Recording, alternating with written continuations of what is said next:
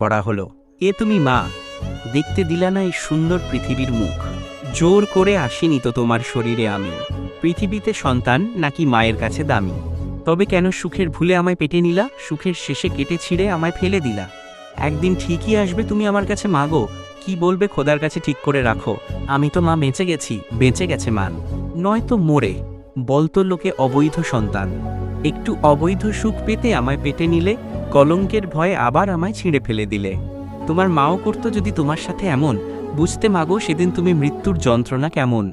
সুতরাং বেপর্দা শিক্ষিত মেয়ের চেয়ে পর্দানসীন অশিক্ষিত মেয়েকে বিয়ে করাই উত্তম। কপিরাইট হায় রে দুনিয়ার মানুষ। এই স্ক্রিপ্টটি শোনার পরে আপনার কেমন লেগেছে?